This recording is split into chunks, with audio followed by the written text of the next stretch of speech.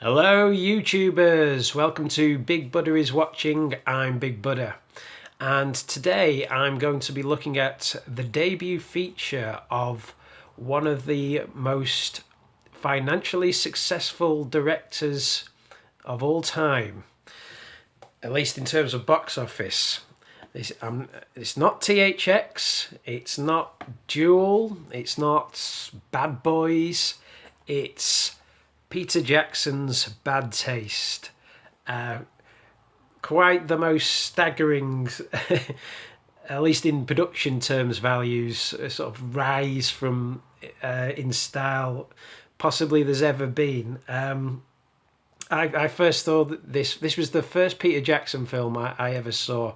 I saw it on the BBC, probably in the mid-90s. They were having, the BBC Two was having a season of banned movies they were showing, which is kind of a tautology because they were kind of scuppered by the fact that the movies they showed obviously couldn't be banned because they wouldn't be able to show them. So we didn't get at the time films like Straw Dogs and A Clockwork Orange shown, which is what you would have wanted from a banned season of films. But you did get controversial films shown, I believe, that were highly edited at the time to get a release shown in their entirety. And I think that was the draw of showing Bad Taste, is that they were able to show the unedited version on BBC Two. And I love this film the minute I saw it, and despite the cheap look of the film, I could tell that there was a talent behind the camera here, and I love. I'm a big fan of debut features, especially ones you don't get a lot anymore. A lot of first-time directors, they come off the back of other jobs. It used to be making shorts and then they go on to features or making music videos or other jobs in the industry, VFX work and editing, and that propels them into making their debut feature, which are usually quite polished films these days. But I can't remember the last time you got that debut feature, the sort of Kevin Smith mould of just going out and making something in your backyard or in your place of work, or using the amenities you just had to had to hand, and making something on a shoestring budget, a really tiny shoestring budget, a budget smaller than you thought it would be feasible to shoot a film on, and yet making it with enough passion and showing Hollywood that you don't have to have the big bucks to create something that can be just as kinetic and exciting as a movie that's had millions of dollars languished upon it. Peter Jackson was very much that director back in 1987, along with the likes of Sam Raimi. And later on, you got, like I say, the Kevin Smith with Clerks, and Robert Rodriguez with his debut feature El Mariachi, which he made apparently on a budget of just $7,000, which is absolutely nothing to make a film on. If you don't know about budgets, and people think, well, why do films cost so much? Film stock alone, which is the very sort of fundamental thing you need to shoot a film, is expensive. I mean, they charge by the foot for film stock, and so that's a lot of shoestring budgeted debut features. You wonder where the budget went.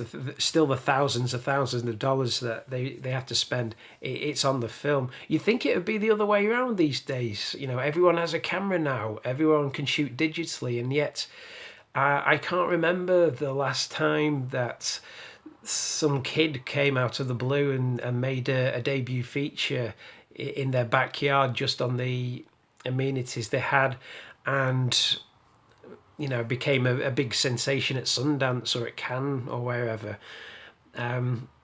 Maybe because it could be the fact that 20 years ago, to make a debut feature, putting it in the cinema was the only way to get your work seen. Nowadays, everything's so accessible. Everything can just be put straight onto YouTube. So that's where the talent's going now, really. But Bad Taste, I was actually reminded of it the other night. I was at a party and I was talking to a friend of mine. She said, "Oh, I love this film that no one's ever heard of called Bad Taste." And I thought, I love that film. Right, that's my next review, because the world really needs to know about Bad Taste. It's so much fun. Talking about Bad Taste, I'm sorry for my horrible appearance today. I should have stuck something on that, but hey, there you go. Talking of shoestring budgets, I can't stretch to a makeup budget, so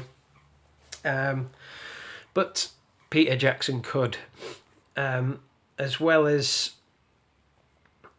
the film stock budget. I mean, that's really where you can see the money went within this film. It's on the old school practical effects, the makeup, alien masks, squibs, fake gore, fake vomit, fake blood, and a little bit of post-production work, I'm sure.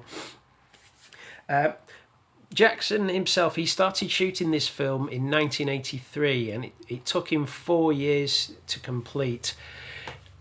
And he was only able to shoot at weekends because he was using non-professional actors. He had basically just roped his friends into starring in the film. You can tell that these guys are beyond not professional. But I mean, they have their own charm in the film. That's the winning thing, They're not trying to be big stars and giving awful performances. They're just being themselves on the film, and there's a real charm to that. And I think that's really one of the winning ingredients of this film. It seems strange to say because it is such a gore fest, but there's a great charm to it. There's a sense of fun about it. If I was to liken this film aesthetically or tonally to anything else, it would be the Trauma movies, the Toxic Avenger films.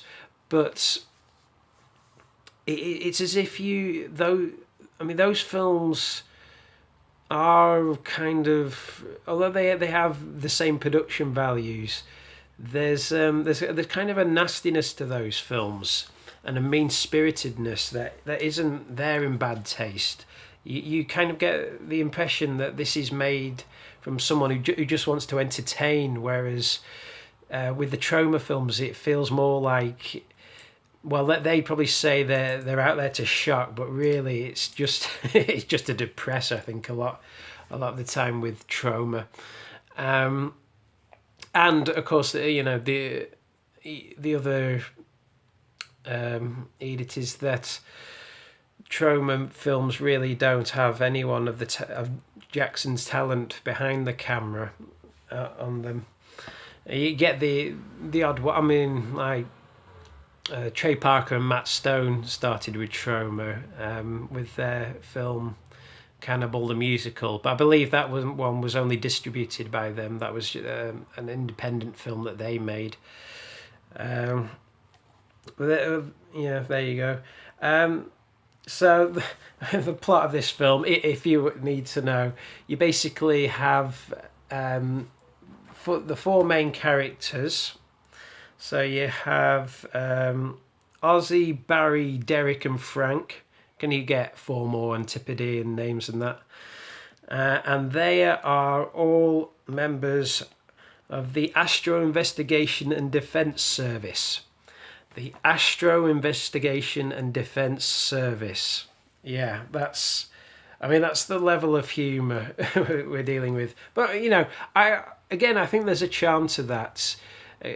Jackson, like I say, was in his mid-20s when he made this, and there is. I had an awful sense of humour when I was in my 20s. Not awful as in bad or crass, but just anything for a shock. But I kind of love that. Like an acronym like that. That would be part of the course now in a cartoon that you'd see on Amazon or something, where you just think, oh, you're trying to be edgy there, but to come up with a joke like that in 1987. The AIDS epidemic was just a couple of years old then, and if you make a film called Bad Taste, you kind of got to live up to the title. But not that it needed that, because right from the get-go with this, you have the 4 main characters, and they're basically investigating disappearances in a town in New Zealand, a fictional town called, let's get this right, is it Kaihoro? Yeah, Kaihoro, which apparently is a, after the age joke, you have this clever joke. Kaihoro. K is a Maori word for fast, and horo is a Maori word for food, fast food. And the reason they chose that as a name is because the plot basically revolves around an alien invasion in this town, and the aliens have turned up and butchered the inhabitants of the town and to turn them into fast food. That's the aliens' mission, to travel from planet to planet and eat the inhabitants, basically. There's the plot. It's not that in depth because it doesn't need to be. You basically get these 4 lunatics running around the town, meeting the aliens. The aliens, you can all tell, you all know they're aliens because they all dress in denim. And the first scene, you get Barry, he shoots one of the aliens and his head just flies straight off. So he's basically just he's just a mouth and nose and no cranium. And then you get one of the other aliens just in the next scene dipping in and eating the goo out of his brains. And like I said before, the special effects in this, they're all practical. They're all old school. If this film was made now, it wouldn't. You wouldn't have this sort of old school love of practical gore and blood, because a lot of it would be done CGI. But you have the ooze running out of his brains. You have Peter Jackson actually plays one of the main roles in this. He plays Derek, and he has a fight very early on, a battle with one of the aliens who he also plays. So obviously I didn't realise this at the time, that it was the same person, but when you watch the film back knowing that, you're like, oh yeah, they never do share a shot. It's all body doubles, because as the alien, he's got a beard and long hair, shaggy hair, and he looks more like the Jackson we know today, only a thinner version. And Jackson, he ends up he does a battle with this alien. He ends up falling off the cliff, and as he lands, you get the old, as he's coming down the cliff, the old sort of raggedy stunt dummy crashing onto the cliff face below. Blood flies everywhere. And you think that's the end of him. No, it's not the end of him. None of the main characters bite the big one in this. A few scenes later, he gets up, but his scalp falls open at the back, and his brains start falling out, and he has to put them back in. He finds a top hat at one point to hold his scalp in place. That gets shot off later in the film. His brains fall open again. And I think he loses some of his brains at one point. But he finds another alien who's been shot. So he takes his brains and starts stuffing it into his head. And then he wraps his belt around it to hold his scalp in place. And he gradually goes more and more insane over the course of the film. When I mentioned the acting earlier on, I mean, there's a reason Jackson's never really taken another major acting role in one of his films. I think he has a brief appearance in Brain Dead. And he has cameos in all his films, right through to from Lord of the Rings, King Kong, The Hobbit. And he's sort of prone to a lot of old school mugging in this. A very twitchy character. He has a fight. He fights another couple of aliens at one point. He gets out his machine gun. There's kind of something really charming about these characters carrying machine guns. You know, it is totally tongue in cheek. This is not a serious science fiction movie at any point. So I think one of the aliens swings an axe and misses and beds into the other alien's head, and then that alien gets his arm chopped off, so you're just left with the axe coming out of his head and the severed arm. And then he sticks the machine gun into one of the aliens' chest and fires, and he sees another one coming, so he sticks it through, and you see the rib cage and the goo coming out of the back, and he carries on firing. The other guys, Barry and see, I forget the names right. Sorry. Yeah, so the other guys, Ozzy and Frank.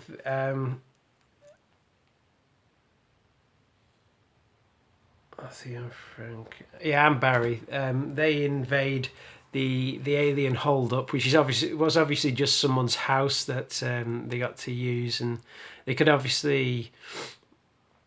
It was obviously somebody else's house because the gore at that point gets a lot less visceral. Obviously, they couldn't throw buckets of blood up against the wall, so it's they had to become more creative with the shock moments at that point. So there's this. There's a very memorable scene where all the aliens puking. Oh no, the head alien pukes into a bowl, and then all the other aliens have to start eating from it. And then I think it's Frank who is sort of hiding out in a balaclava amongst them. He gets handed the bowl, and he's like, "Oh no, I'm going to have to eat alien puke." Oh, he quite likes it, you know. And he goes into the kitchen and says, "You won't believe what I just had to do. Did he have to drink some Jack?" And you get the head alien,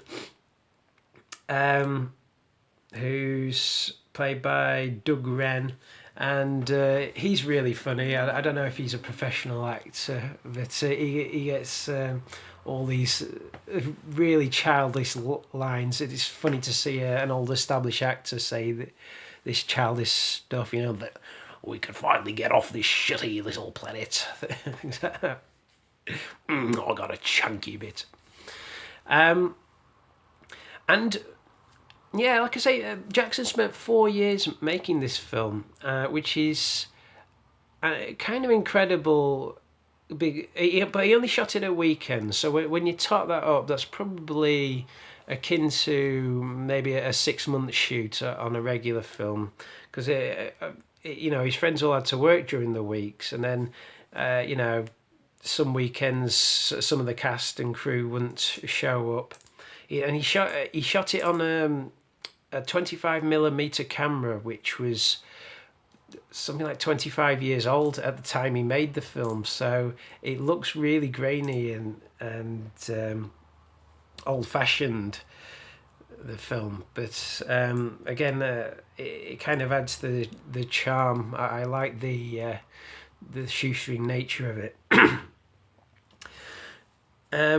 So he spent 4 years making it. The first 3 years just cobbling together whatever money he could. Like I say, the aliens in the film are played by human actors, but then later on, they morph into. Well, they look like that later on when they start morphing, and he apparently baked all these masks in his mother's oven at home, and then would bring them on to the shoot on the weekend for the actors to wear. And they look great. They're sort of wonderful in how sort of how naff they look, to be honest. And about 3 years in to the shoot, he'd only spent something like $25,000 New Zealand dollars at this point, and he actually was able to get a grant from the New Zealand Film Board to finish the film, and he actually amazingly got another $250,000 to finish the film. And you can really see, I don't know if he shot the film sequentially, but you can really see when the budget ramps up towards the end, because that's when the Alien films, the Alien. Annoying thing about shooting on your phone, you get text messages all the way through. That's when the aliens start morphing out. That's where the big guns come out. Literally, there's a sequence with a rocket launcher. There's a sequence when they blow up a sheep with a rocket launcher. They blow up the house that the aliens are holed up in.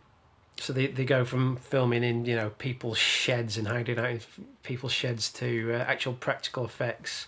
It's obviously a model, a recreation of the house, but and you get the house taking off at the end and flying into space, and Derek, who's Christ, he's gone apeshit by this point. He's the last member of the team, and he's left on board.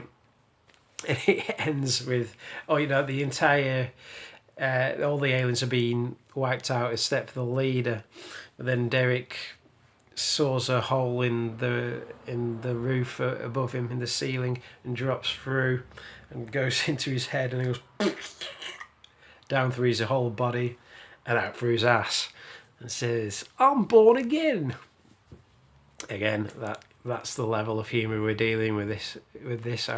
If you haven't seen this film, I think you're going to gather whether you're going to dig it or not from what I'm telling you. And you get a few nifty little model shots of the house returning to the home planet, and the final shot is Derek putting on the alien skin and saying, "I'm coming for you guys," and tapping his chainsaw. It's fun. It's a whole heap of fun, this film. I watched it again the other night, and yeah, I loved it. But I will concede. I will be the first to concede that it's not for everyone, but it is totally for me. So there you go. Bad taste. I've actually, from watching this, I was reminded of my love of Jackson. I think Peter Jackson is he's like the band I was into before anyone else. Like I say, I saw this was the first film of his that I saw before he'd made Lord of the Rings. And but what struck me is, wow, if this is what this guy can do with no money. I really want to see what he can do with the budget. And then I saw The Frighteners, which I only realised after was the same guy. I was like, well, there you go. I was right.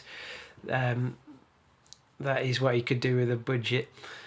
And then I went back and watched Brain Dead and Meet the Feebles, which I've just on the back of watching this, I just ordered off Amazon, and Heavenly Creatures as well, which so I don't know. I want to avoid, because I'm only doing a couple of these a week or one sometimes. I want to avoid getting into the trap of doing movie marathons. So I don't want to say I'm going to review all of Jackson films in order, because that'll take a couple of months to get through at the rate I put these out. But maybe when those films come through and I'll look at some of them, I'll do some more reviews, because he is one of my favourite filmmakers. But like I say, he is the band I was into before everyone else. When Lord of the Rings came out, and every movie geek friend of mine hailed him as the second coming, I was like, oh, you weren't there at the start. You don't know about bad taste.